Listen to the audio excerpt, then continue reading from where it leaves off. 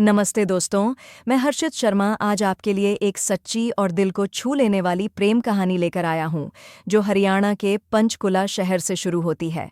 ये कहानी है माया की, एक 28 साल की बेहद खूबसूरत और आकर्षक विधवा महिला, और अर्जुन की, एक 23 साल के जिंदा दिल और हैंडसम युवक। ये कहानी न सिर्फ प्रेम की है, बल्कि जुनून, विश्वास और सामाजिक बंधनों को तोड़ने की भी है। माया, एक अप्सरा सी खूबसूरती माया पंचकुला के एक शांत मोहल्ले में रहती थी। उसकी उम्र भले ही 28 साल थी, लेकिन उसकी सुंदरता ऐसी थी कि हर कोई उसे देखकर ठहर जाए। उसका गोरा रंग, गहरी कजरारी आंखें, गुलाबी होंठ और लहराते काले बाल उसे किसी अप्सरा से कम नहीं बनाते थे।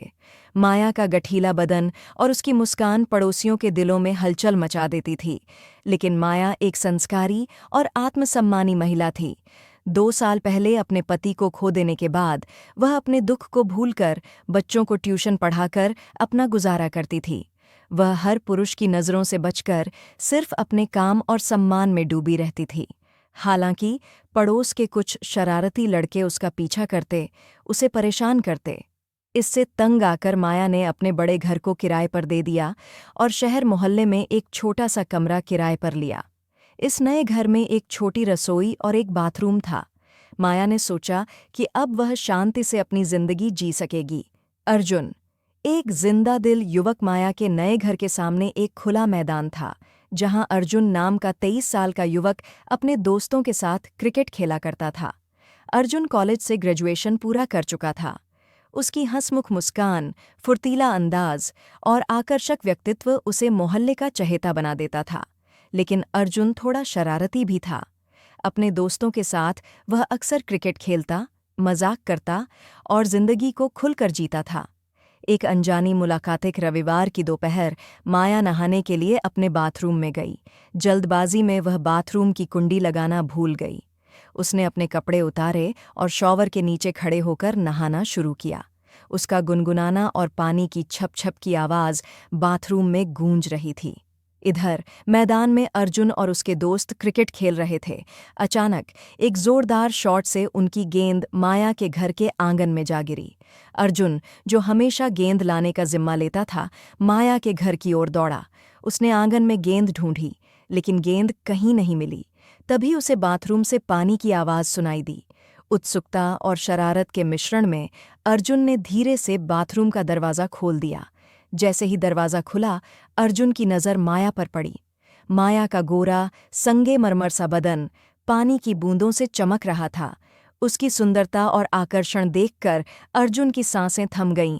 वह पलक झपकाना भूल गया। माया ने भी अर्जुन को देख लिया, लेकिन उसकी आंखों में गुस्से की जगह एक हल्की सी शरारती मुस्कान थी।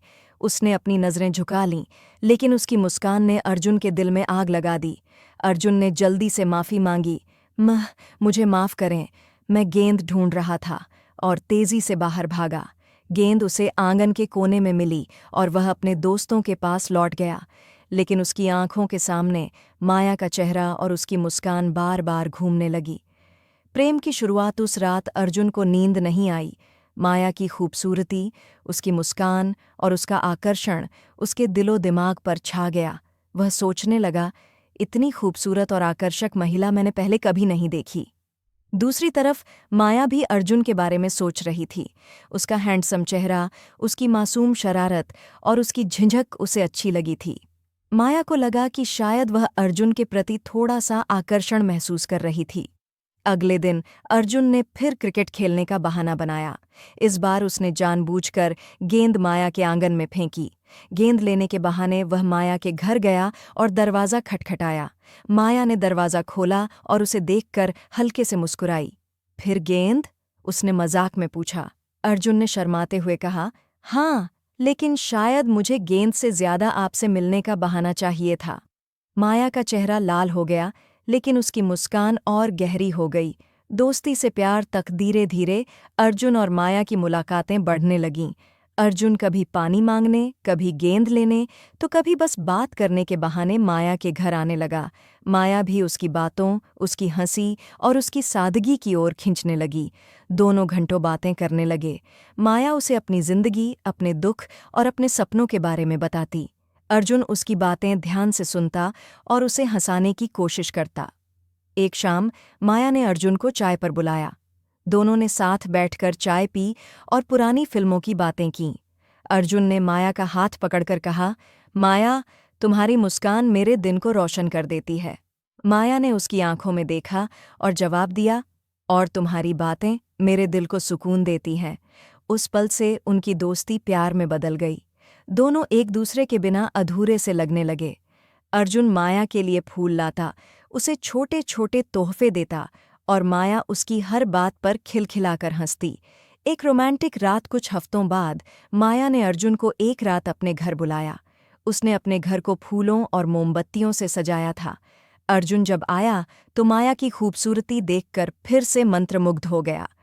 माया ने लाल रंग की साड़ी पहनी थी, जो उसकी गोरी त्वचा पर और निखर रही थी।